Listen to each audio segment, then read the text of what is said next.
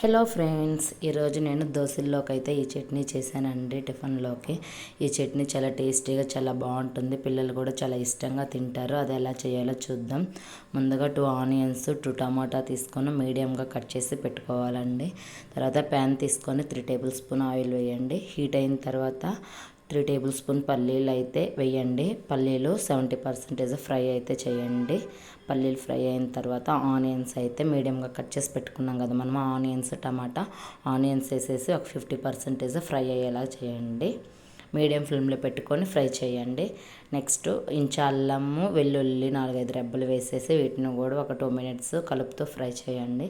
తర్వాత అయితే మీకు కారానికి సరిపడినంత ఎండుమిర్చి అయితే వేసుకోండి. నేనైతే ఒక 5 వేసి ఫ్రై చేశానండి. నెక్స్ట్ టమాటాలు కూడా కట్ చేసి పెట్టాం కదా, వాటిని కూడా వేసేసి బాగా ఫ్రై చేయండి. టమాటాలు మగ్గాలండి. ఇందులోకి ఒక 1/2 టీ స్పూన్ కల్లుప్పు అయితే వేయండి, త్వరగా మగ్గిపోతాయి.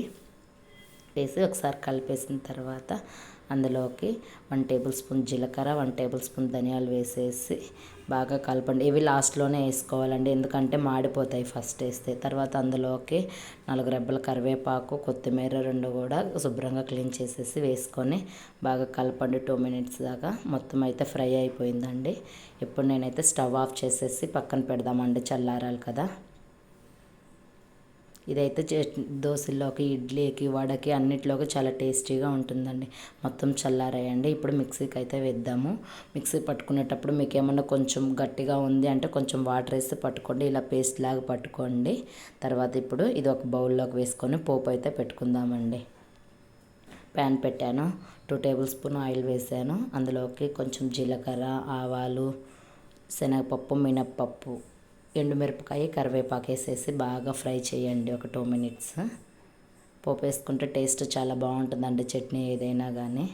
పోపు అయితే వేగిందండి. ఇప్పుడు ఇది మనము చట్నీలో వేద్దామండి. ఈ చట్నీ అయితే పిల్లలు చాలా ఇష్టంగా తింటారండి. అంత మంటేం ఉండదు, చాలా టేస్టీగా చాలా బాగుంటుందండి.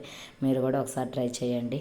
నా వీడియోని లైక్ చేయండి, షేర్ చేయండి, కామెంట్ చేయండి. నా ఛానల్ సబ్స్క్రైబ్ చేయండి ఫ్రెండ్స్. Okay, bye.